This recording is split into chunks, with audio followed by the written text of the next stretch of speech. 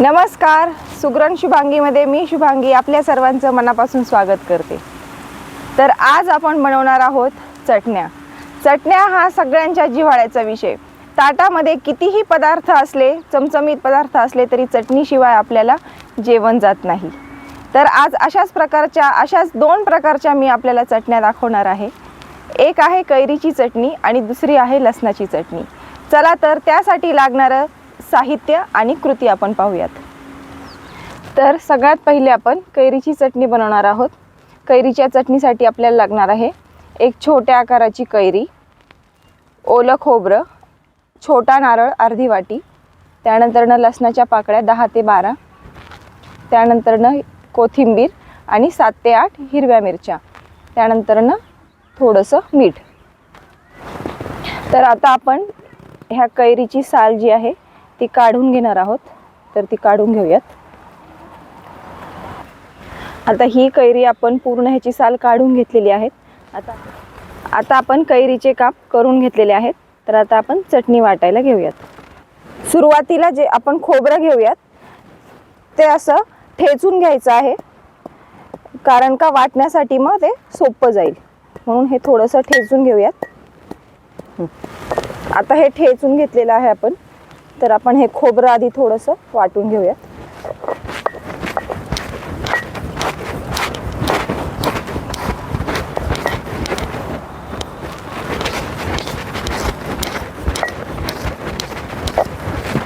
आता हे आपलं खोबरं थोडंसं वाटून झालेलं आहे। त्यामध्ये आपला जो लसूण आहे तोही आपण घेऊयात। लसूण, हिरवी मिरची, कैरी हे सगळं आपण ठेचूनच घेणार आहोत, कारण की वाटायला ते सोपं जातं मग।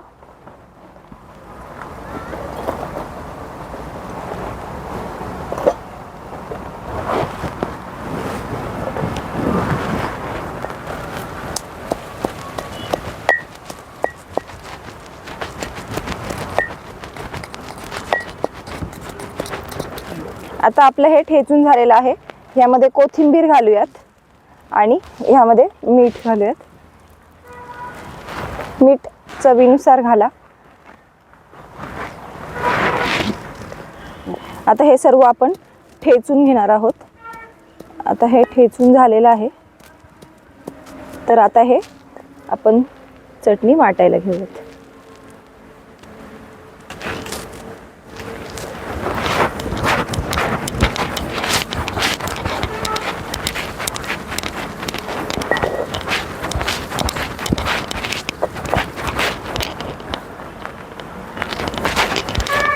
दोन ते 3 वेळेस तरी पाट्यावर चटणी वाटायला लागते, त्याशिवाय ती बारीक होत नाही।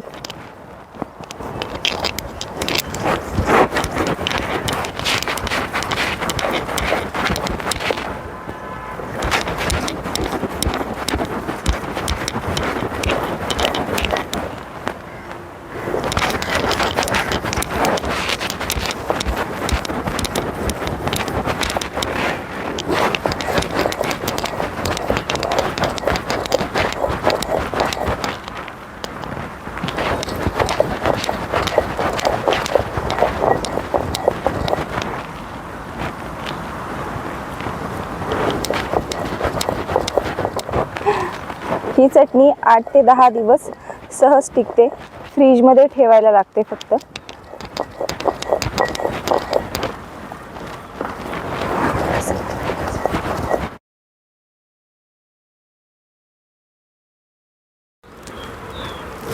तर आता आपण लसणाची चटणी बनवणार आहोत।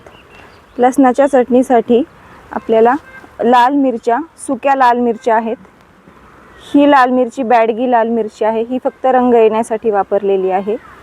ह्या घेतलेल्या आहेत 9 ते 10 मिरच्या आणि ह्या तिखट लाल मिरच्या आहेत, त्या तिखटपणासाठी घेतलेल्या आहेत, त्याही 10 ते 15 मिरच्या आहेत। त्यानंतर लसूण घेतलेला आहे, ह्या जवळजवळ लसणाच्या 2 कांड्या आहेत आणि चवीसाठी मीठ घेतलेलं आहे। आता आपण चटणी वाटायला घेऊयात। सुरुवातीला आपण मिरच्या वाटणार आहोत, त्यानंतर लसूण आणि मीठ त्यामध्ये घालणार आहोत आणि मग वाटणार आहोत। आता आपण मिरच्या वाटून घेऊयात। ह्या थोड्या थोड्या सुकलेल्या आहेत त्या.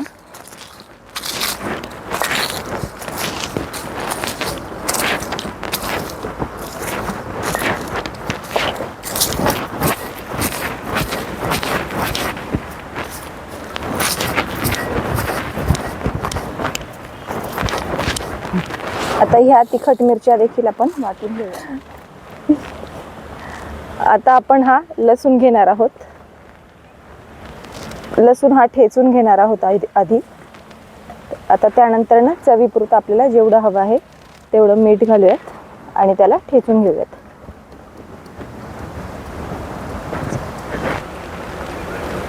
आता हा लसूण आपण वाटून घेणार आहोत.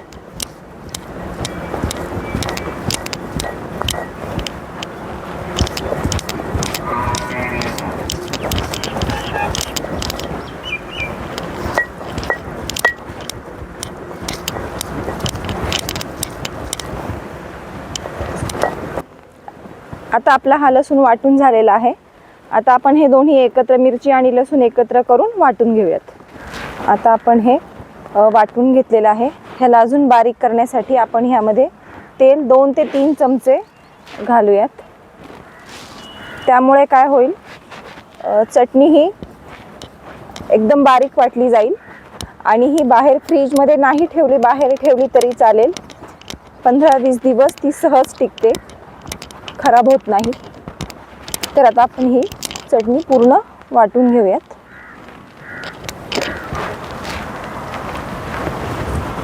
ही चटणी भाकरी बरोबर खूप छान लागते.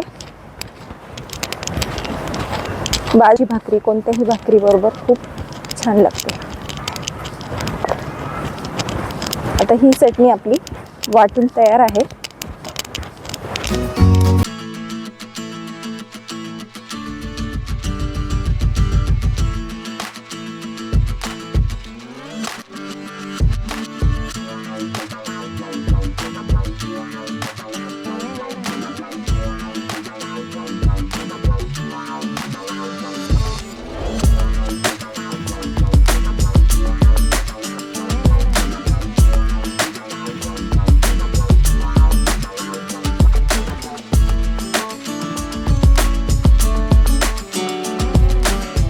तर अशा प्रकारे आपल्या दोन्हीही चटण्या तयार झालेल्या आहेत.